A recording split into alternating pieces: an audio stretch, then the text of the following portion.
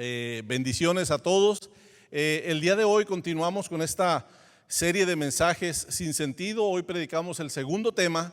La semana pasada nuestro pastor trajo el primer tema y el tema de hoy que yo quiero compartirte se llama ¿qué sentido tienen las pruebas y las consecuencias?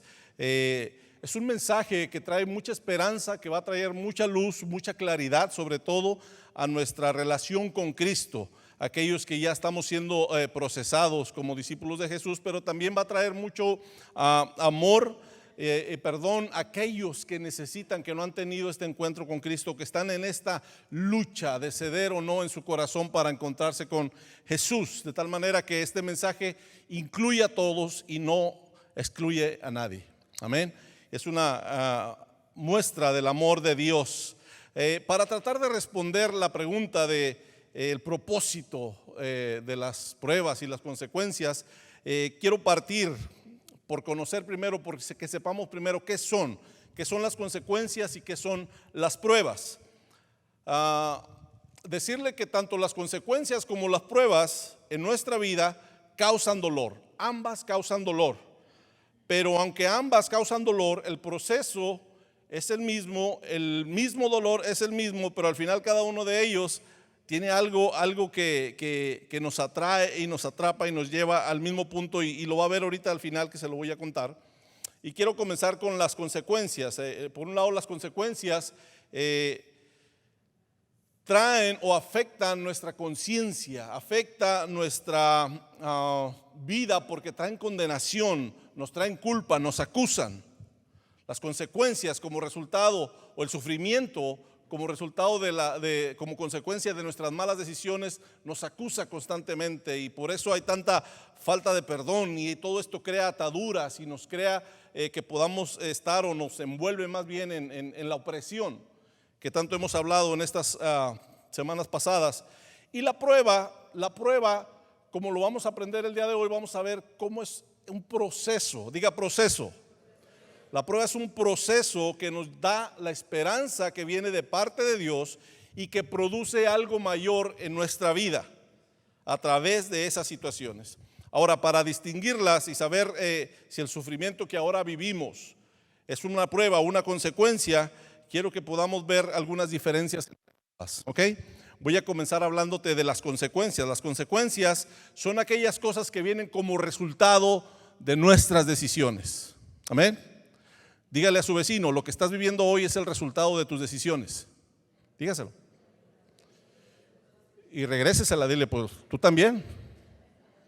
Dile, tú también estás viviendo lo mismito. Si es su esposo, dígale, ya ves que yo no tengo la culpa.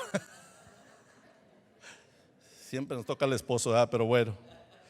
La consecuencia produce un sufrimiento por vivir una vida que no está siendo dirigida por Dios. La consecuencia produce un sufrimiento por vivir una vida que no está siendo dirigida por Dios, por no conocer a Dios, o por pensar también a veces que somos autosuficientes y que podemos manejar la situación. ¿Cuántos han llegado a pensar eso? Ay, no me deje solo, por favor, levante la mano. Esto pasa también por eso. Tratamos de decirle a Dios, no, yo puedo solucionar esta parte, no te necesito. Y el dolor que estamos o el sufrimiento que estamos atravesando por la consecuencia de nuestras malas decisiones nos puede llevar a vivir temporadas largas de este sufrimiento, cuando no reconocemos que necesitamos un cambio de actitud, que nos acerque a Dios, que nos deje ser dirigidos por Dios también. La Biblia dice en Filipenses 2:13, te lo cuento bien rápido, dice, pues Dios trabaja en ustedes y les da el deseo y el poder para que hagan las cosas que a Él le agradan. Es decir, cuando estamos atravesando el sufrimiento por las consecuencias, no podemos encontrar la salida, porque la única salida, según dice Filipenses, viene por el deseo de Dios. Ese deseo nos atrae a Dios y nos muestra qué es lo que tenemos que hacer para salir de esa condición. Pero cuando estamos en este sufrimiento por las consecuencias y no vemos esa parte y no queremos, por orgullo, por soberbia, por creer que yo puedo manejar la situación, el sufrimiento se puede incrementar, porque nos puede llevar también a vivir resentidos con Dios, nos puede alejar más de Dios, nos puede crear una brecha más grande para poder acercarnos a Dios. De tal manera que la consecuencia es producto de mi desobediencia, del orgullo, de mi pecado o mi rebelión contra Dios. Primera de Pedro 4:15 dice: sin embargo, si sufren, que no sea por matar, por robar, por causar problemas o entremeterse en asuntos ajenos. Nos previene Pedro aquí, y es que Dios en su grande amor, cuando las consecuencias vienen y producen este sufrimiento por causa de todas estas cosas que hayamos cometido, matar, robar, cualquier otro pecado, Dios muestra su grande amor para crear la oportunidad de que seamos restaurados. Él siempre nos va a cubrir, pero esa restauración viene a partir de un cambio de actitud de mi corazón, de reconocer esta necesidad de Él para empezar a hacer las cosas correctamente. Amén. Ahora, las pruebas. Cuando hablamos de pruebas, estas aparecen en aquellos que estamos siendo procesados en nuestras vidas como discípulos, como hijos de Dios. Y te cuento bien rápido qué es lo que sucede cuando nosotros no conocemos a Cristo, cuando Cristo aún no ha entrado a nuestro corazón, no le hemos entregado nuestra vida a Cristo. Supongamos el día de hoy alguien va a aceptar al Señor. Esa persona hoy, por abrirle su corazón a Cristo, su eternidad queda resuelta hoy, así en automático. ¿Por qué? Porque Cristo viene, entra al corazón, y si Dios no quiere, sales de aquí y pasa algo y te mueres, tú sabes que vas al cielo inmediatamente, porque Cristo entró en tu corazón, tu eternidad quedó resuelta. Pero tú no sales de aquí siendo una persona diferente, no, tú comienzas un proceso de transformación. Diga transformación. Tú comienzas, cuando aceptas a Cristo en tu corazón, un proceso de transformación, y nos lo dice Efesios 4:13, dice: ese proceso de transformación continuará hasta que todos alcancemos tal unidad en nuestra fe y conocimiento del Hijo de Dios, que seamos maduros en el Señor, es decir, hasta que lleguemos a la plena y completa medida de Cristo. Aquí Efesios nos afirma que es un proceso que nos está llevando a una meta, que es parecernos a Cristo. Amén. Por eso el ser discípulo, fíjese bien, el ser discípulo de Cristo no nos hace inmunes a las pruebas o a las tribulaciones. Antes es necesario que como discípulos de Cristo pasemos por pruebas y tribulaciones. ¿Es necesario? Sí, ya le voy a decir por qué. Ahora, es también complicado cuando nosotros estamos siendo procesados ya como discípulos. Usted dice: es que yo estoy en mi grupo café, pero salgo de una y la otra me está esperando a la esquina, y termino esa y ya me está esperando otra. Estamos siendo procesados. No es que Dios no te ama, no es que Dios te dejó solo, no es que Dios te abandonó, no es que esta es la vida que vas a vivir de sufrimiento todo el tiempo sin un propósito. No, todo tiene un plan, pero a veces en nuestra humanidad, aunque sabemos que estamos siendo procesados, aunque lo entendemos de esa manera, no podemos evitar hacernos algunos cuestionamientos en lo que estamos atravesando. Y uno de ellos es: ¿por qué un Dios bueno y amoroso permitirá que cosas malas o graves le pasen a un niño? ¿Por qué permite que pasen enfermedades o daños a nuestra persona o a nuestros seres amados? ¿Por qué estoy atravesando dificultades financieras? ¿Por qué estoy pasando situaciones complicadas en mi matrimonio? ¿Por qué vivo con preocupación y temor? ¿Por qué estoy pasando todo esto? Y en algún momento en nuestra vida, sea cual sea, te digo, el paso, que en el proceso que llevemos, vienen cosas como: ¿será que Dios ya no nos ama? Porque si nos amara, nos quitaría todas estas cosas para que nuestras vidas fueran felices y cómodas. ¿Cuántos quieren una vida feliz y cómoda? A ver, levante la mano que no lo veo. Híjole, pues está en el lugar equivocado. Porque si usted es un discípulo de Jesús, si usted ama a Jesús, es inevitable que pasemos pruebas. Es inevitable. Si alguien le dijo lo contrario, déjeme le aclaro esto: vamos a atravesar pruebas. Es más, dígale a su vecino: prepárate. Dígale: prepárate, porque las vamos a atravesar. Ahora, la Biblia nos enseña claramente que Dios ama a aquellos que son sus hijos, y como sus hijos nos procesa. Mire lo que dice Romanos 8:28. Y sabemos que Dios hace que todas las cosas cooperen para el bien de quienes lo aman y son llamados. Esta palabra llamados habla de un proceso, es de algo que Dios quiere hacer en ti, algo que quiere desarrollar en ti. Y en ese llamado somos procesados según el propósito que para cada uno de nosotros.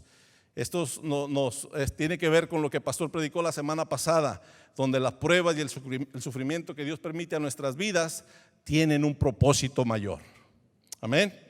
Ahora, el propósito de que todas las cosas cooperen para bien para nosotros es para que seamos transformados y procesados a la imagen de Cristo, como lo vimos ahorita, aunque Romanos 8:29 también nos dice lo mismo. Pues Dios conoció a los suyos de antemano y los eligió para que llegaran a ser como su Hijo, a fin de que su Hijo fuera el hijo mayor entre muchos hermanos. Esta es la meta de nosotros como cristianos. Esta es la meta de nosotros como discípulos, pero en lo que llegamos a la meta vamos a ser procesados a través de situaciones como lo menciona Primera de Pedro. Te estoy dando muchas escrituras, pero es importante que entendamos y que conozcamos la palabra con respecto a esto para traer más claridad. Primera de Pedro, capítulo 1, verso 6 dice: así que alégrense de verdad. Mira cómo lo dice: alégrense de verdad, les espera una alegría inmensa, aunque tiene que soportar muchas pruebas por un tiempo breve. Diga tiempo breve. La Biblia dice que usted y yo hemos sido llamados para vivir una vida entre 70 y 80 años, algunos un poquito más. Amén. Ese es el tiempo que llevamos, que hemos sido llamados a vivir aquí en esta tierra. Pero ¿cuánto tiempo hemos sido llamados a vivir con Jesús en el cielo? Una eternidad, ¿verdad? O sea, no le vemos el final. 70, 80 años o un poquito más, ¿cómo se comparan con una eternidad? Un tiempo breve. Prepárese. Toda la vida vamos a pasar pruebas. Toda la vida vamos a pasar situaciones complicadas. Pero no se me desanime, tranquilo. Mire lo que dice el verso 7 de Primera de Pedro. Estas pruebas demostrarán que su fe es auténtica. Está siendo probada de la misma manera que el fuego prueba y purifica el oro.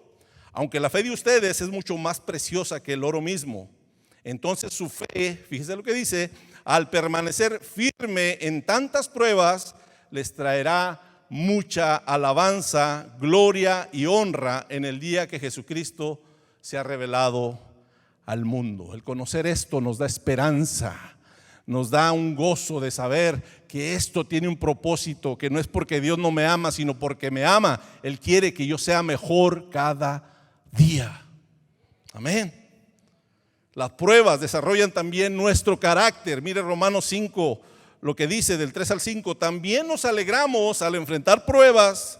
Amén. Relacione alegría, pruebas. Dice, y dificultades, porque sabemos que nos ayudan. Diga, nos ayudan. Diga otra vez, dígase así, hágale así, dígale. Las pruebas me ayudan. Exacto, convénzase. Dice, me ayudan a desarrollar resistencia. Oh my God. Las pruebas me ayudan a desarrollar resistencia. Verso 4, y la resistencia desarrolla firmeza de carácter, y el carácter fortalece nuestra esperanza segura de salvación. Y esa esperanza no acabará en desilusión. Todas las pruebas, todo lo que atravesamos no va a acabar en desilusión, pues sabemos con cuánta ternura nos ama Dios, porque nos ha dado el Espíritu Santo para llenar nuestro corazón con su amor. ¿Sabes cuándo va a actuar el Espíritu Santo para llenar nuestro corazón con su amor? Cuando estemos en medio de la prueba.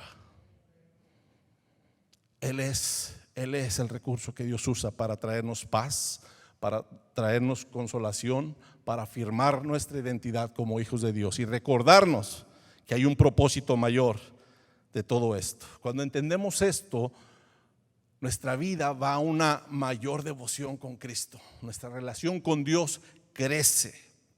Amén. Y lo podemos ver el ejemplo perfecto por excelencia siempre, Jesucristo.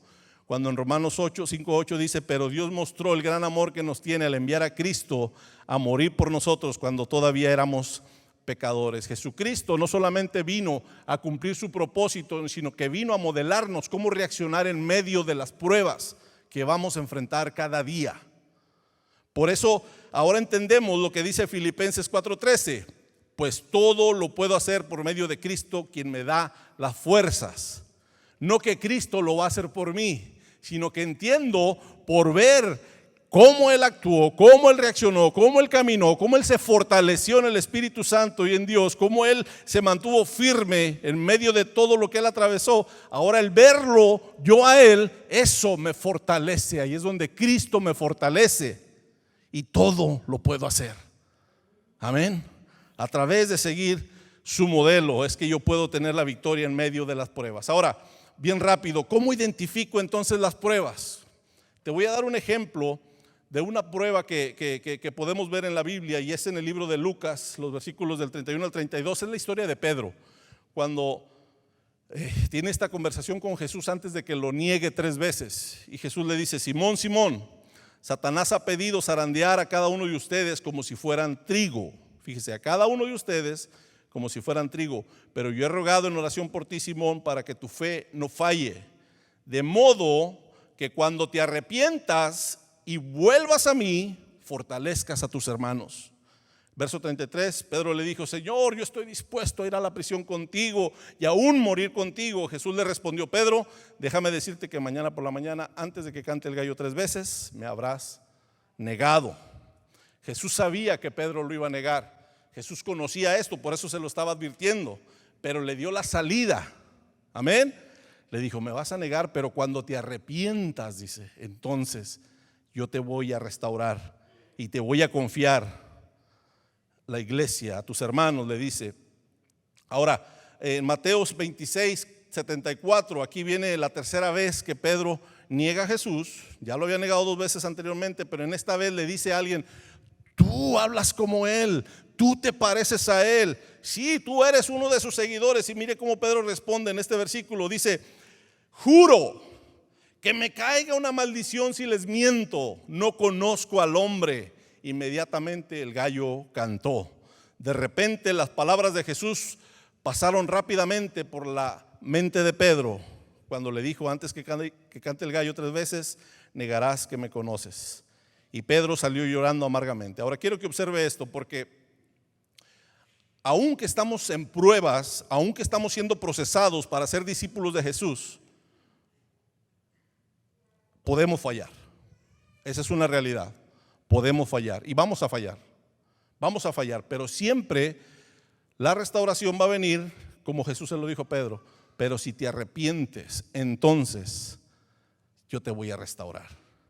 Y eso fue lo que Pedro hizo aquí. Por eso podemos ver en el verso 7 de Juan 21, cuando después de que Jesús resucita y va y los encuentra y ve que están pescando y Jesús está ahí en la playa, y viene y le dice el verso 7, dice: entonces el discípulo a quien Jesús amaba le dijo a Pedro: es el Señor.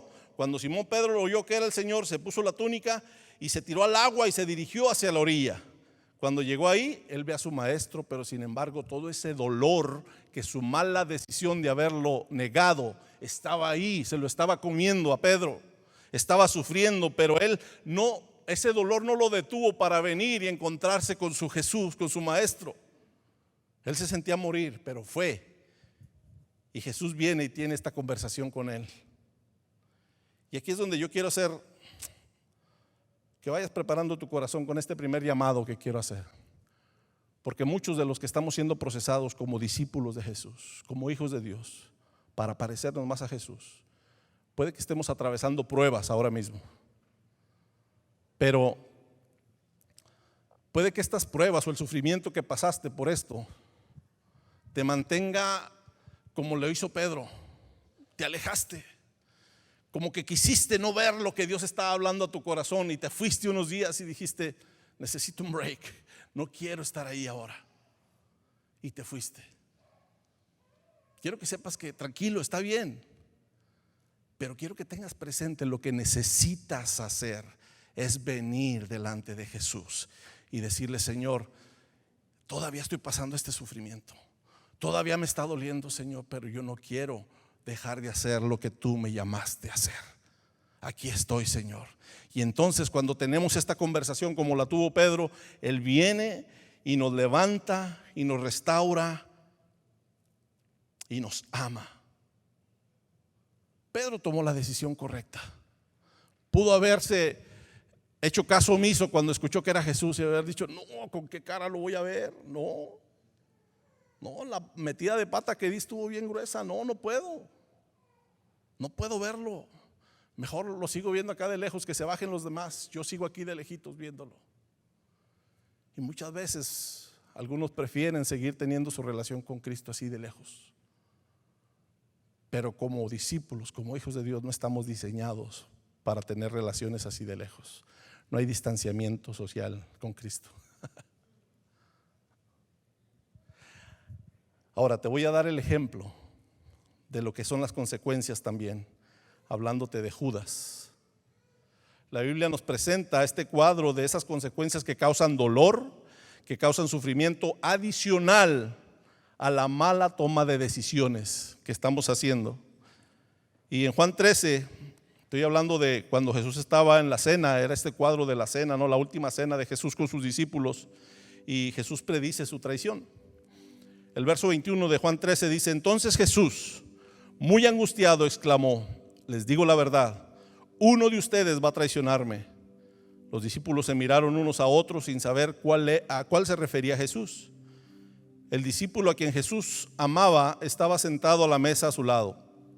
Verso 24, Simón Pedro le hizo señas para que le preguntara a quién se refería. Entonces ese discípulo se inclinó hacia Jesús y le dice: Señor, ¿quién es? Jesús le contestó: aquel a quien yo le doy el pan que mojo en mi plato. Y quiero hacer una pausa aquí para explicarte algo. Esta tradición judía de cuando había una reunión, una cena, y el anfitrión tomaba de su pan y lo mojaba en su vino y se lo daba a una persona, era un acto de tanta honra, era un acto de un reconocimiento tal que la persona, el anfitrión, venía y le decía: amén, yo quiero que entiendas lo que significa para mí tu persona, lo que significas tú para mí, cuánto yo te reconozco, cuánto yo te amo, y todo lo que yo tengo te lo ofrezco, te lo pongo para que puedas disfrutar de eso. Era Jesús diciéndole a Judas: Judas, yo sé que me vas a traicionar, yo sé que posiblemente ya traigas el dinero en la bolsa, pero quiero que sepas, aun que ya hayas tomado esa mala decisión, que te amo y que si te arrepientes yo te puedo perdonar. Ahora, Jesús no le estaba diciendo: no me traiciones, porque Judas ya había sido destinado para traicionar a Jesús.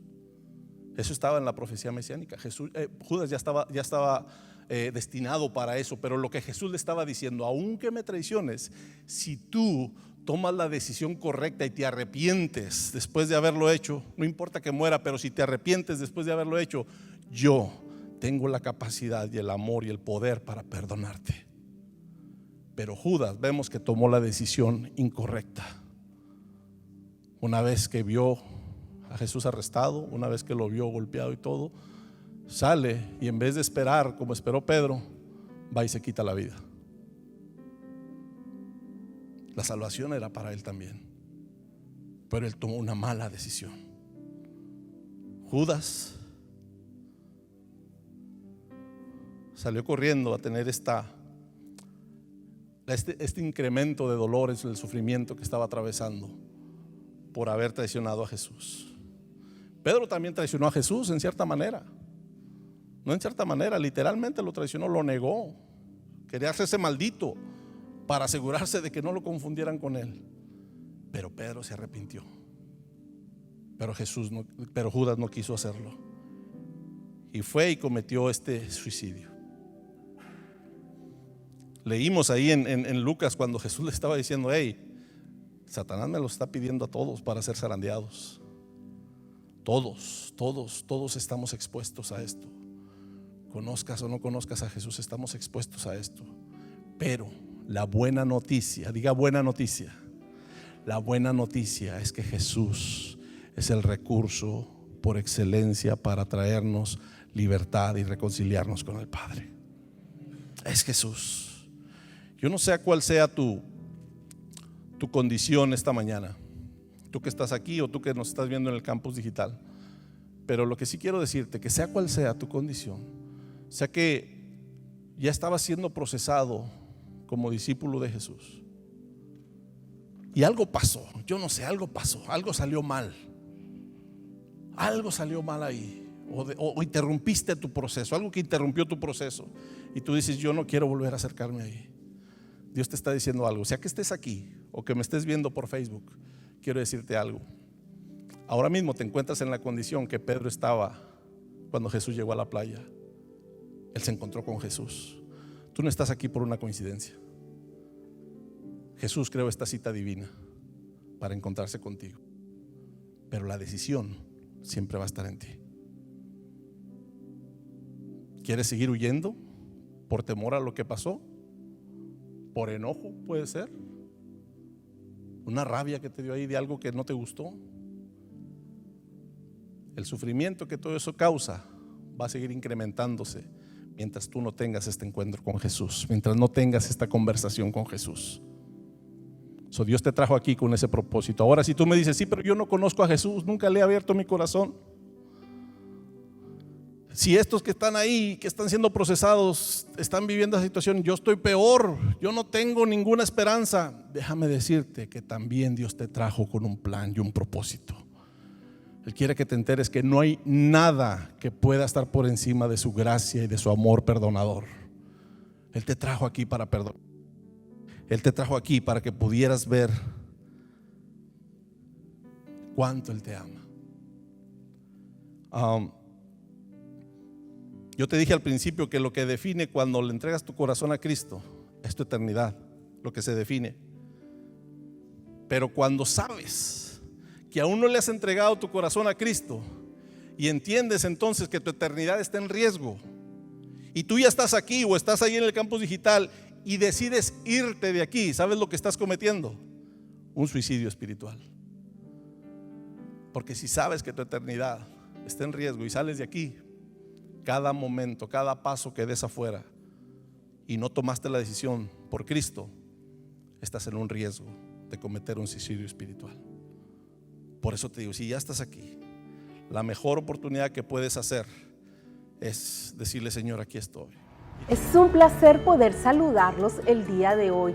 Si Dios habló a su corazón y usted nunca le ha entregado su vida a Cristo, por favor envíe un mensaje con la palabra Cristo al 94090 y con mucho gusto nos pondremos en contacto con usted lo antes posible. Queremos acompañarlo en su nueva relación con Cristo para que pueda encontrar el propósito de vida que Dios diseñó para usted.